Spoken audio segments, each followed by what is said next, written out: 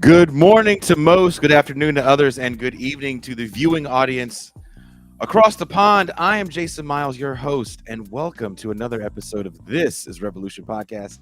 Thank you guys so much for your patience. As you can see, I'm not in the usual studio. If you don't see me in the usual studio, then you best believe the mother of all issues has been happening once again to me. I left to go see my son for his birthday, and I got back home, and nothing has worked right since from a show standpoint. Um, but we are still here. We're still going to do the show. Before I bring in our guest, I do want to do a quick content warning for the show topic today. A bit of a heavy subject matter, so heavy that nobody wanted to do the show with me. So there's that. We'll be talking about suicide and drug addiction. If those subjects are too heavy for you, and you're more used to the lighter content of this show, especially on Saturday, because this is the Saturday free show, we had some other great shows this week that you should definitely check out. Pascal Robert had a hell of a Mau Mau hour with Milton Alamati, so definitely go check that out.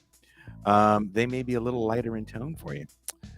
That being said, I'd like to send a big thank you to all the subscribers on all the platforms. YouTube, Twitch, all the audio-only platforms. Without you, we couldn't do this. If you enjoy what we do here and find some value in this type of programming, and you'd like to support, and you'd like to have access to champagne rooms past and present, be a part of the live virtual audience for the Pascal Robert hosted Mau Mau Hour, there's only one way. Become a patron for as little as $3 a month, $30 for the year. It can all be yours. If you don't want to be bound by the tyranny of a monthly subscription service, you just want to show your thanks, drop a super chat or a super thanks, a like and a share. Those simple gestures go a very, very long way. I feel so bad that you guys have to see my room. I just finished recording, last week, the final song in the Black Yacht Rock trilogy. So as you can see, I haven't cleaned up. So don't judge me. It's judgment free. But before we bring in our guest, I was reading his book, and I suggest you guys check it out. Blown Away, dealing with the suicide of your child. If you've watched TIR for some time, you know that I'm a parent of a few children. If you've been watching the show this week, you probably also noticed that I haven't been in the studio as I went up to the Bay Area to see my kids, as the youngest had a birthday this week. Getting to see his face light up when our eyes met, playing with him and his cousins until it was time for bed, building racing tracks and cleaning up messes was well worth the grueling drive. I don't think I'm any different than most fathers, especially older ones like me, that are getting a second chance at child rearing, this time more mature and with a clearer head. A certain patience I didn't have as a young parent. All these moments I get to spend with my kids are cherished, never taken for granted. Not because I fear the worst for them, but because the distance between us makes it hard. My situation is only temporary. Death is permanent. And when I saw another friend of ours, Kike Autry, touting the book of our guest, I felt it was something that I wanted to cover on TIR. Loss, sadness, depression, addiction, tragedy are things many of us are hit with, and it can cause us to spiral regardless of how strong and prepared to handle it we think we are. Our guest today wrote a memoir of his dealing with his son's suicide and his therapy that led him to discover so much about himself and his relationship with his one and only son. From the book Blown Away, this book is about a father's attempt to staunch the greatest possible wound with some measure of understanding. Putting down the phone that night, my world no longer made sense to me. I had lost the primary thing, the one thing I would unsexually have given my life for. In fact, I felt like I was already dead, just still walking around. It was that desperate need for understanding that drove me into the terrible silence of an analyst's consulting room. It was the beginning of a long period of nausea in which the only thing greater than the pain of talking was the torment of saying nothing. It would be a long period of relentless questioning, very much including obsessively questioning my own questions. My son's death plunged me into a long and anguished period of self-interrogation. But then, after some years of being crippled by grief, something surprising happened. I seemed again to find myself and refined life almost against my will. Thus, unexpectedly but deeply revitalizing result was in large part a hard won fruit of my time in analysis. That is an excerpt from the book Blown Away by our guest, professor and author, Dr. Richard Boothby. Yay! Usually I have an applause track that usually goes when I do this. So I'm not even having it. So it makes me kind of sad. Thank you so much for hanging out with me, and thank you so much for your patience as I was dealing with some insane audio issues. Oh, How are not you? a problem. How are you this fine afternoon? I'm great, thank you. It's not too hot here in Baltimore. It's a lovely blue day, and so that's got me pretty happy, actually. Well, I'm jealous because the first day I'm back, the clouds came in, and there's even a little bit of a tropical drizzle. So Mhm. it's Mexico. What are you going to do? But thank you for sharing your the world, your journey in attempting to deal with the tragedy no parent, wife, significant other, child, friend is ready to deal with. Um, First off, I need to know what prompted you to want to write this book so many years after the tragic incident.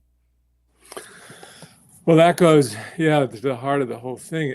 It wasn't a choice almost.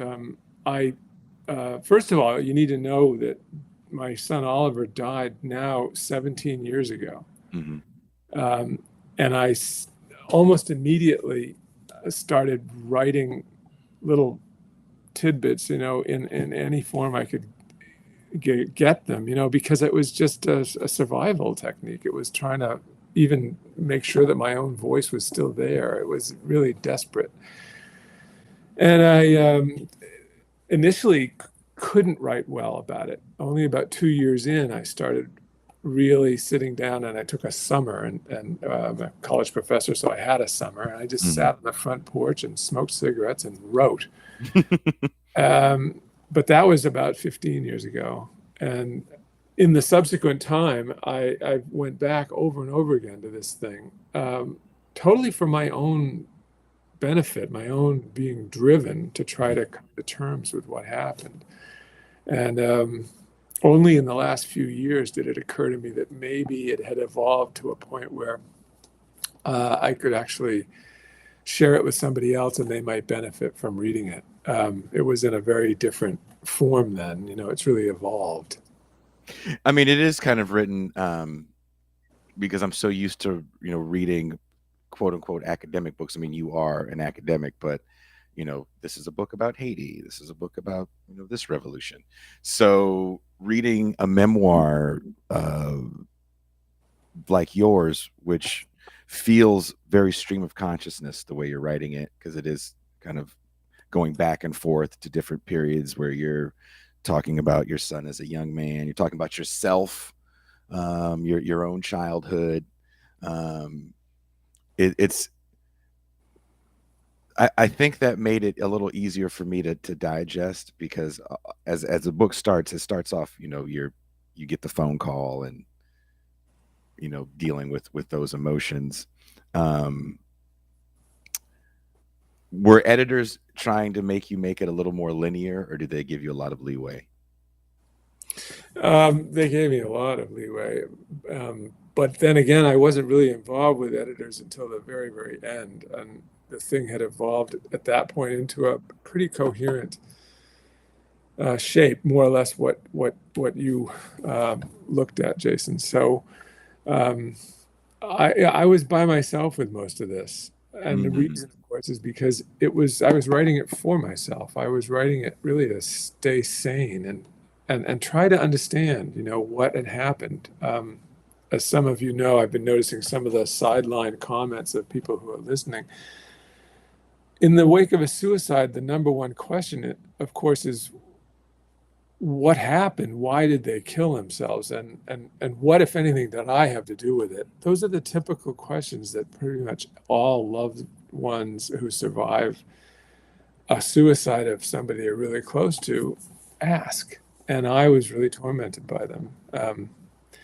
So it was for me that I started it, and 99% of it is kind of, a note to myself. But then I did realize we're in the midst of a national epidemic of exactly what I suffered, namely a boy, my only child, who got so caught up in drugs, and before my wife and I knew it, was really entangled in addiction, ended up as a heroin addiction that drove him completely to despair, and then committed suicide. And the numbers, as you guys, I'm sure, are somewhat aware, are just horrifying, of tens of thousands of Americans dying every year from addiction, and many of them the same path to suicide that my son trod.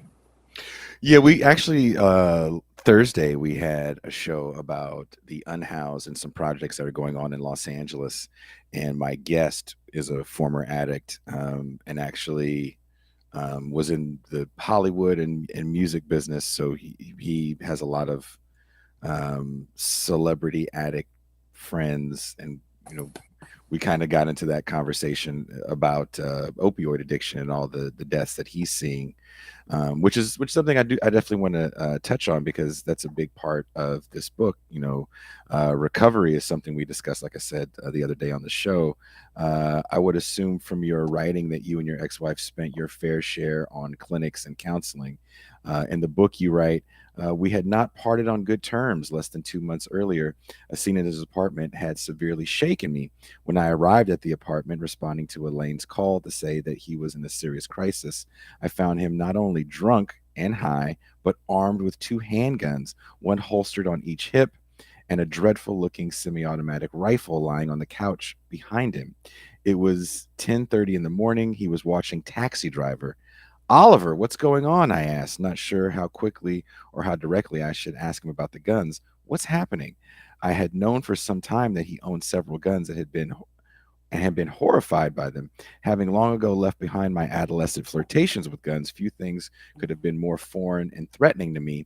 Early on, I tried to be optimistic. His interest in guns and the satisfaction he derived from them were remarkably intense. You go on to talk about how Oliver wanted to go to the mall and take a bunch of people out, and how he was dropped from a methadone clinic. How do you feel about the recovery industry in this country? Um, just getting a call I didn't expect there. Sorry. Yeah, in this respect too, my experience was like so many people, beginning actually even before it got into the problem of guns, beginning with the OxyContin disaster, where the Sackler family basically swindled the United States into allowing them, to the medical community, to oversaturate the whole culture with effectively opioid-like substances that became incredibly habit-forming. And my son also got caught up in that. Actually, in the time that he died, now, as I say, about 17 years ago, Baltimore was pretty much the heroin capital of the country. The Wire is done there, yeah. It was amazing. I mean, so he was in the middle of a kind of a pressure cooker for this whole issue, and was sucked up, as many kids. There were a number of kids in his little circle who also became addicts, and at least 2 of them I know of died of overdoses. Anyway, it was, in that sense, really a kind of typical piece of where we are as a culture. But it was also in this gun business. I think when he began to feel really getting caught in the addiction, I think he really was desperate to gain control. And I think guns was a major way of making himself at least have a kind of a fantasy of being in control, of being empowered. That's my guess. I never really discussed that explicitly with him, but I think that was a large part of what was going on. And then, of course, at the end, he uses the gun to get the ultimate little desperate, hopeless piece of control of killing himself. Now, he was a father as well, and you talk about that in the book as well. What was that like? Because he was pretty young. I think he was 19. He was just actually, when Oliver died, he was just short of 23, but he was 19 when his son arrived. Hmm. Um, he and his common law wife, they actually never officially married, Hmm. but they had had an abortion earlier, Ah, and of twins, as a matter of fact, whoa. which was incredibly painful to both of them. Hmm.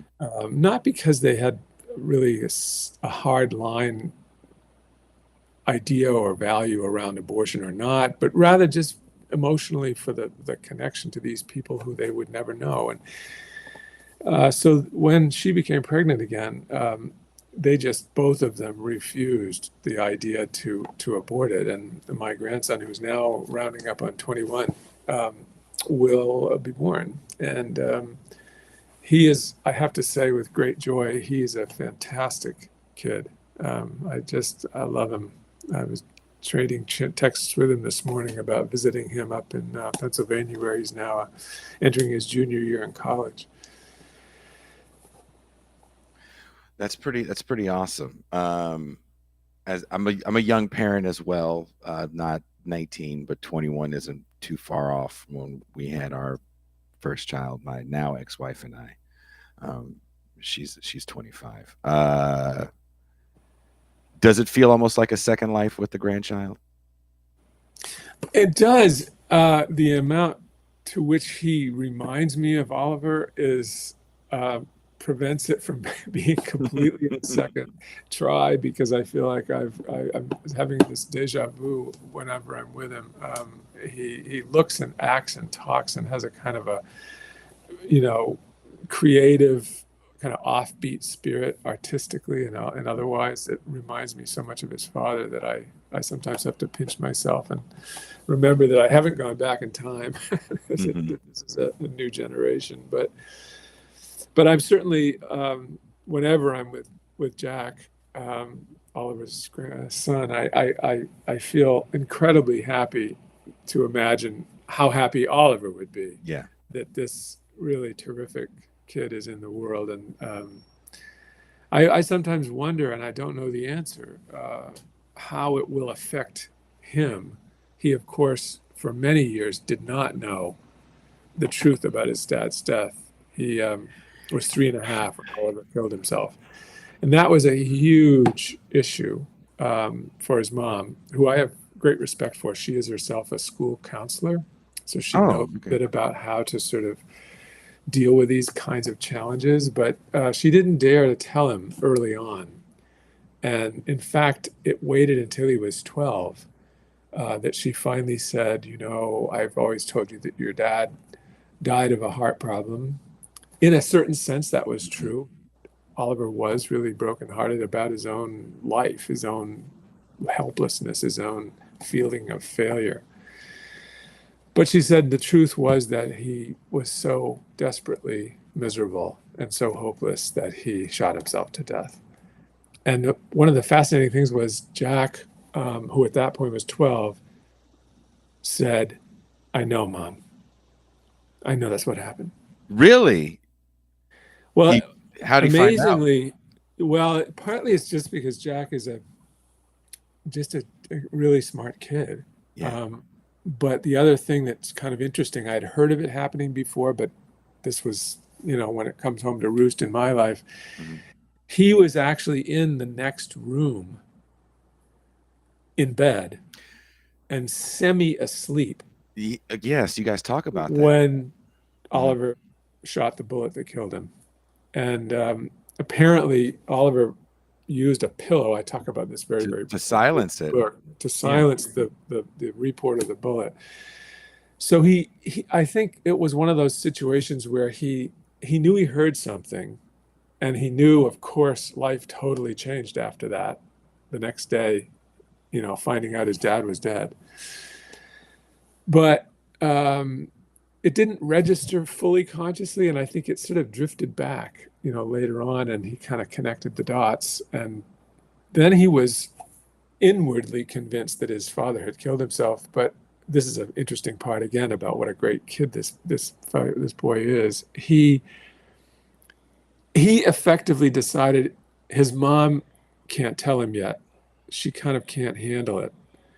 So he, as a 10-year-old coming up on 12, for a couple of years there, he basically knew what happened, but he was sparing her having to tell him. So Interesting. when she said, your dad killed himself, and when he then said, I know, Mom, he wasn't exaggerating.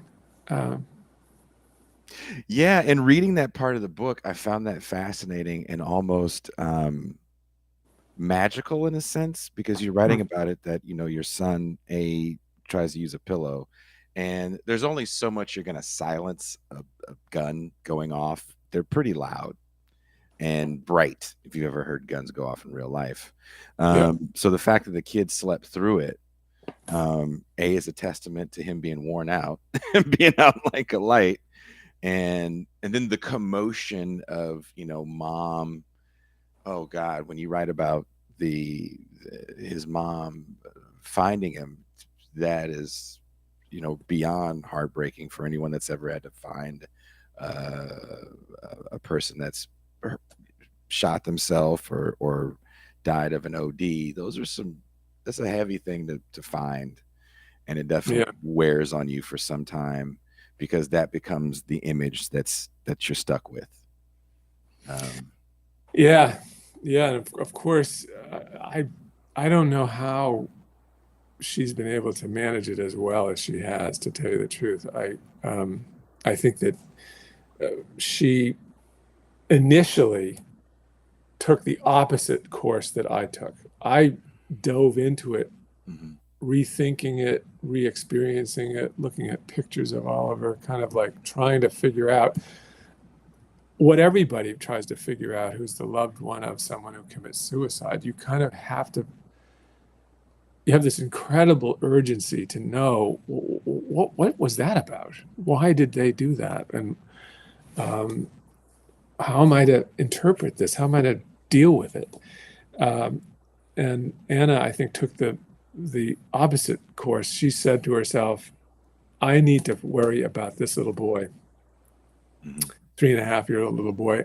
I got to make sure he's okay.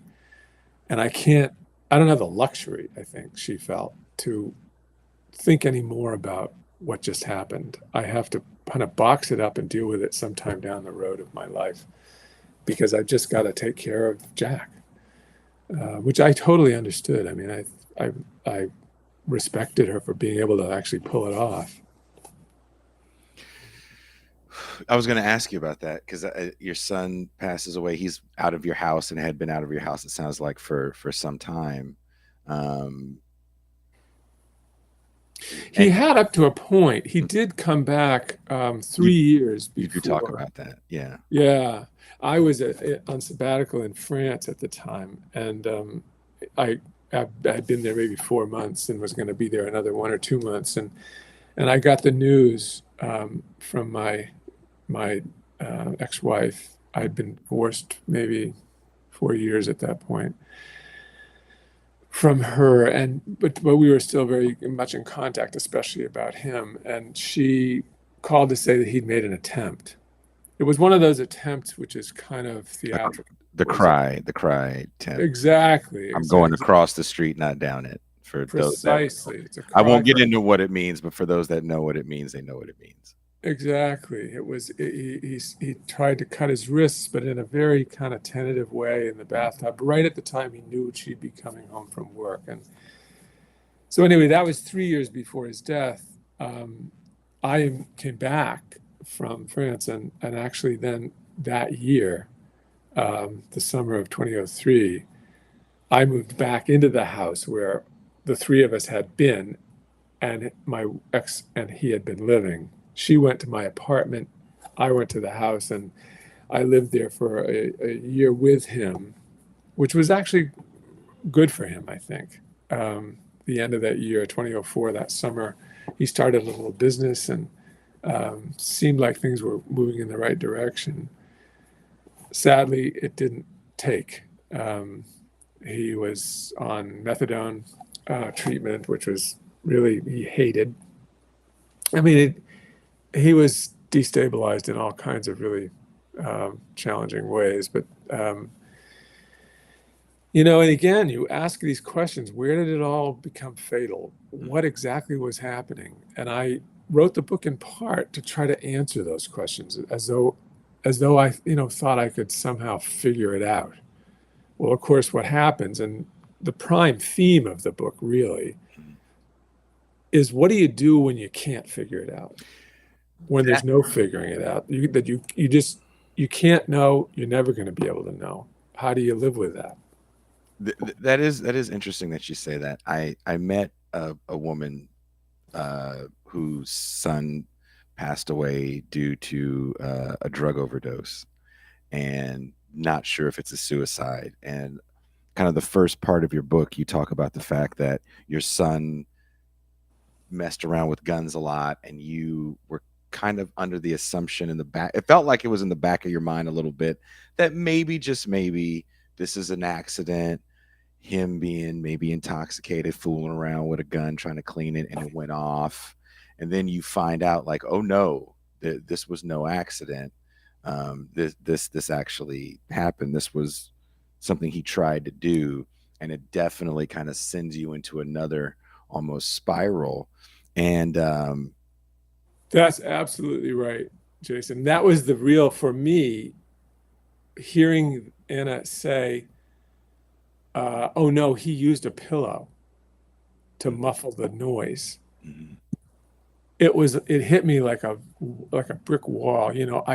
I suddenly, all those doubts and all those questions about, maybe it was a mistake. Maybe he was just kind of flirting around with the idea and didn't really intend it. And then bang, the gun goes off. I didn't know. And it was torture not to know. And suddenly, in 1 second, I realized, oh my God, he did. He knew exactly what he was doing. He intended it fully and did his best not to wake up his son, to make his exit without disturbing the little boy sleeping in the next room. So yeah, that was what really, that week. A lot of the book is, as you know, it's a kind of a diary of the week that he died. At least one of the strands is a diary. The other strand is, of course, me on an analyst's couch trying to figure out who the hell I am after this disaster, who I was even before the disaster, actually, and what was the relation between me and him and all the rest of it. Anyway, it left in me this kind of torment about knowing what happened. But at least I did know, and it was actually gratifying to answer that question. It wasn't just an accident. He meant it. I still didn't know what the motive was, but it was a piece of the puzzle that I actually wanted. That's interesting that you say that, because again, my children are all alive, but they're far away, and I definitely deal with my own stuff with that. But in reading this book, more so reading your journey and kind of trying to figure out who you are as, not just a man, but as a father, was actually kind of really fascinating and extremely helpful. Because there's certain things that sometimes we don't like to say out loud. And I think what this book is you literally saying out loud the parts about ourselves that we don't like to admit, maybe. When you talk about kind of being a hermit, I found that kind of interesting, as I live a bit of a hermit life here in Mexico. But I did want to ask you about something that I think we touched on this a little bit on our show on Thursday. But one of the things you talked about in the book is not being on the best terms with your son when it all happened. Like I said, this past Thursday, we had our guest Bill Cody talking about addiction and homelessness, and how when you're deep in the throes of your addiction, it's often the case that many addicts sever familial bonds, mostly due to betrayal, like constant lying and stealing just to get high. Your son even writes a very poignant poem that you find, kind of about how he's so sick and tired of being sick and tired of getting high. I actually worked with, I don't think I told you this at all. I actually worked with the unhoused for some time. So I had to deal with that, hearing that story. My mother actually suffered from her addiction problems as well. Um, but in the end, a lot of families cut off the addict, hoping that that action will lead them to finally get help. You yourself talk about talking with Oliver's girlfriend, kind of about an ultimatum for him to finally clean up. She's ready to evict him out of the property unless he goes and tries to get help. And Yeah. I'm also assuming that you and your ex-wife are probably still offering. I don't know. Are you still offering, like, look, if you want to get help, we'll get you into counseling. We'll get you whatever you need. You just say the word, but we can't just give you money for money's sake anymore. But there's shows like Intervention that kind of show a tough love model almost. And I don't think people understand that shows like that are just entertainment. That's generally not how the real counseling world works. You don't tell someone you got to accept this gift, or whatever they say on the show, or we're not going to be friends with you anymore, because they'll definitely send someone kind of spiraling even more. And if you have severed those familial bonds, you pissed off all your real friends. Kind of all you're left with at this point is your drug community, Yeah. which can Yeah. can actually take you out of recovery and back down a Yeah. spiral, if not worse, because Yeah. also too, you're gonna have memories before you got clean, and there were good times in your life, and sometimes you shared those good times with the people you were getting loaded with, and not every straight person wants to hear those stories or empathize with those stories. So I just wanted to get your take on kind of that portrayal of that tough love kind of recovery. How do you feel about that? Also, as someone that works in the industry. That's a great question, and partly because it's just exquisitely both complicated and personally painful. It's absolutely, it's so difficult, as everybody sort of says, but nevertheless, when you're actually in it, it's just horrifyingly vivid and overwhelming. That you dealing with an addict is just incredibly taxing. It's an almost no-win situation. Mm-hmm. We actually, I put an incredible effort, as did my ex-wife. And of course, we'd been separated for quite a few years at this point. I guess we were separated 6 years before his death. And we still really worked together with this. So we had that going for us. And right up to the very end, I had salvaged most of my relationship with him. We still saw each other a lot. There was a real connection there. And then the very, very end, the last month and a half, a very weird thing happened where it picks up on the story you were talking about, Jason, about when I come in and he's watching Taxi Driver, and he has the guns in front of him. Yeah. And he says this absolutely alarming and unbelievable thing. He says, Dad, life sucks. And I say, yeah, I know it does, Oliver. It's really tough sometimes. And he says, no, you don't understand. He says, I feel like going down to the mall and taking out as many people as I can before the cops take me out. Yeah. And I thought, oh my God, I didn't know we were even in this neighborhood, let alone that he was really contemplating that kind of act. And it just scared the hell out of me. This was about 2 months before his death. In fact, I think I can basically say, I think it's probably true. He killed himself rather than becoming a shooter at another, mass killing, because he was so despairing that he just was capable of anything. He hated himself. He hated, he was just desperate. And after that incident, I was terrified, and I felt like, oh my God, I've got to do my duty here. And this kid is really dangerous. I've got to go to the police. I got to go to a lawyer. I got to go to his shrink. I got to go, find out what can be done to prevent a disaster.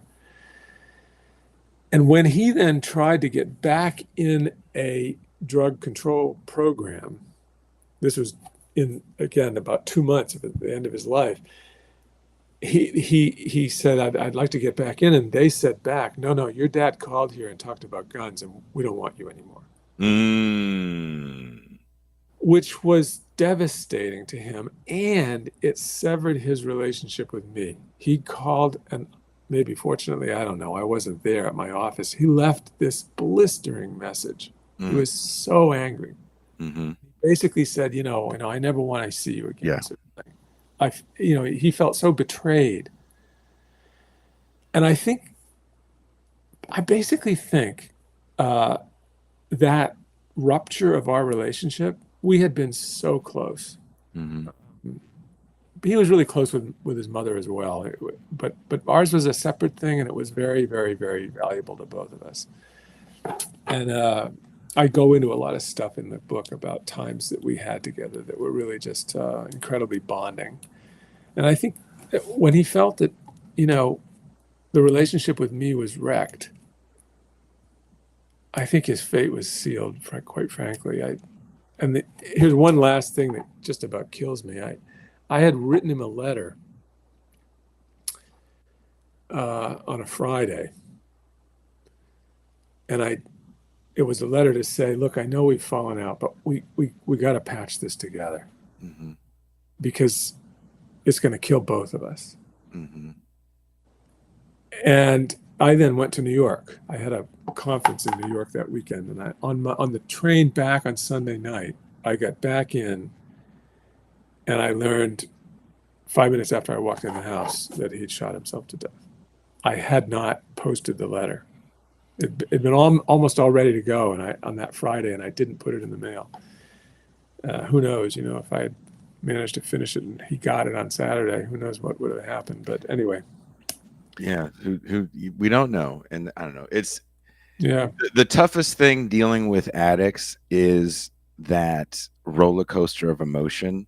When they're down, they definitely have to bring you all the way down with them, if not below.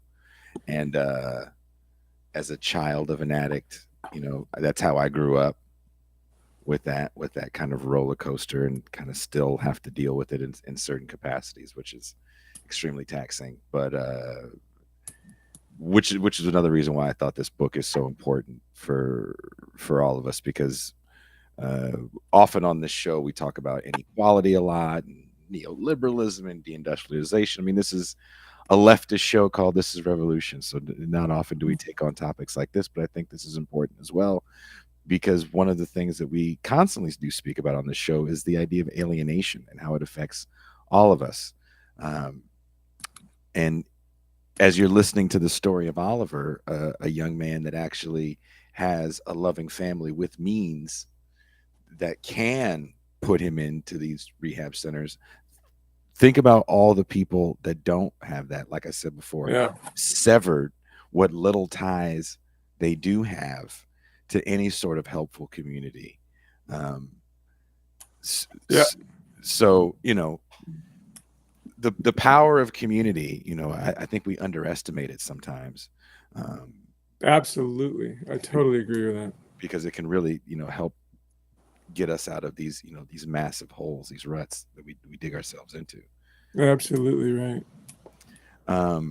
But I do want to ask you one last question. And again, thank you so much, Dr. Boothby, for taking your time to talk with me.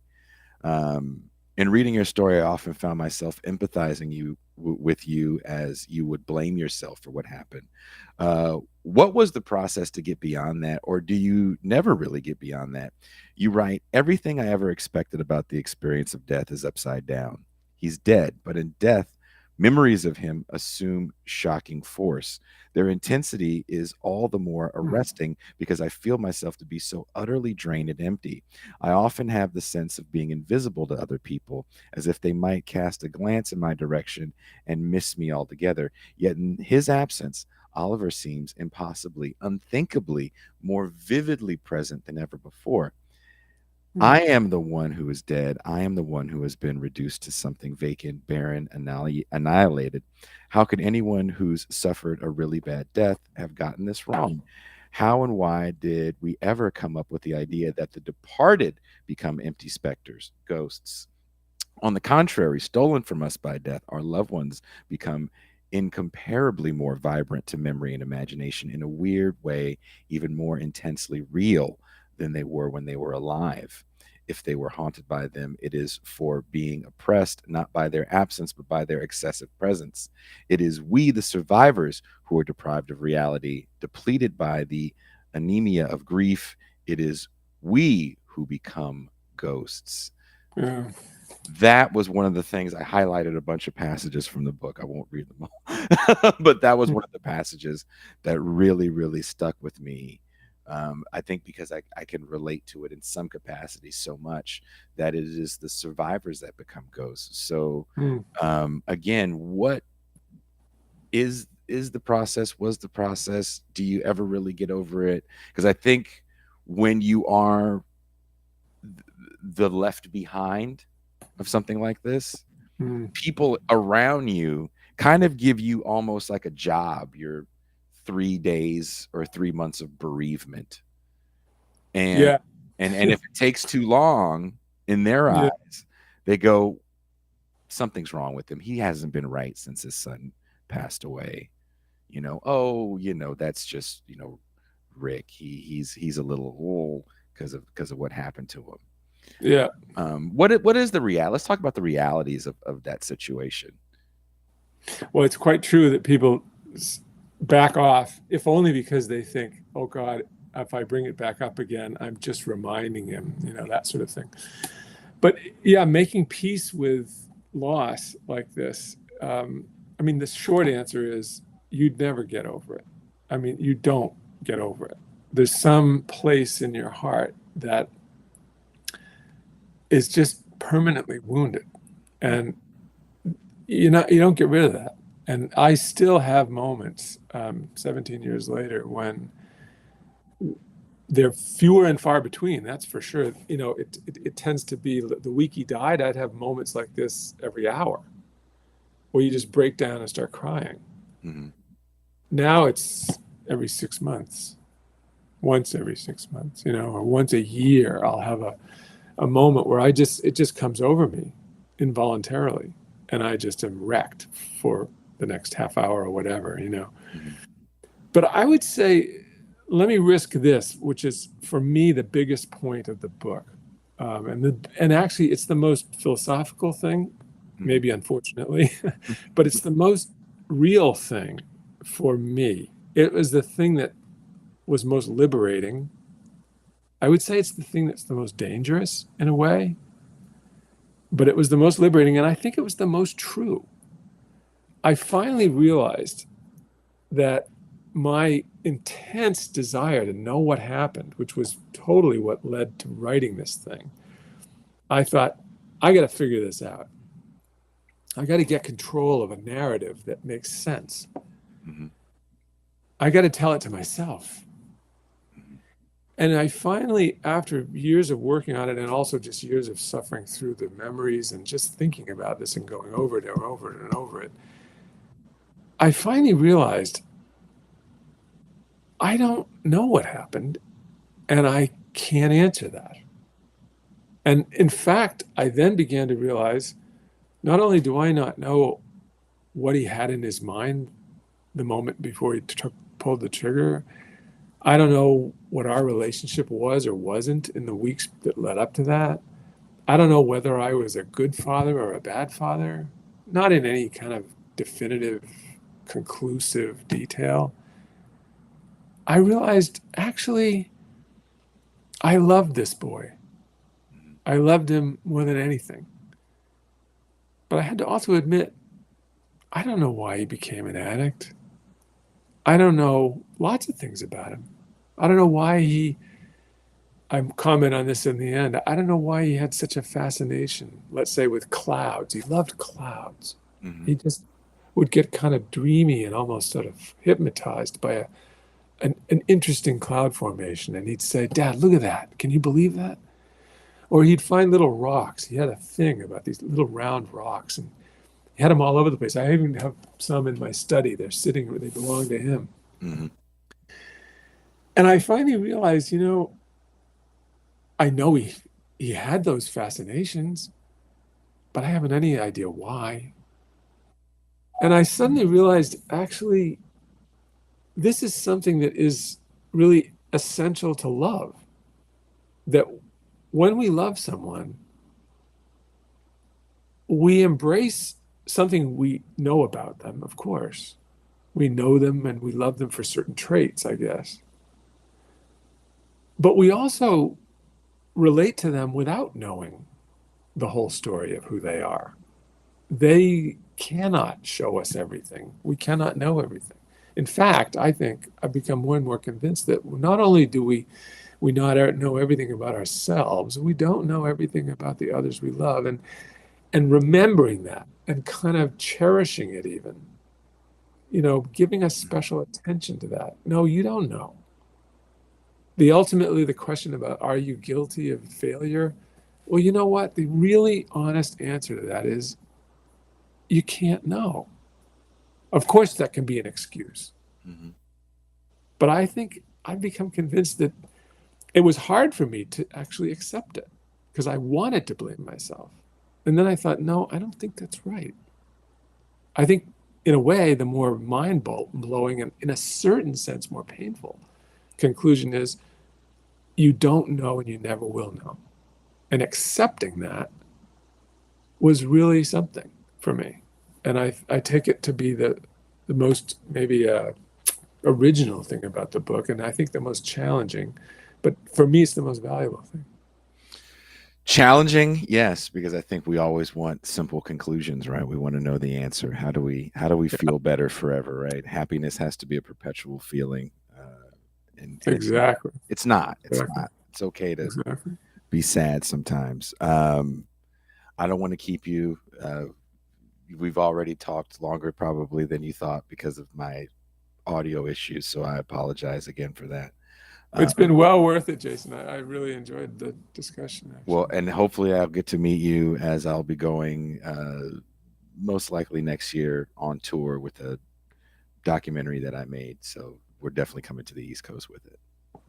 Great. Well, if you come to Baltimore, yeah, definitely get in touch. I'm definitely going to be in that Baltimore, DC area. So great.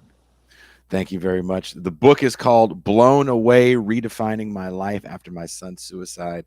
That is Dr. Richard Boothby. I'm so sorry. I can't have my sound effects for that. Wherever and the book is, of course, out. Yeah.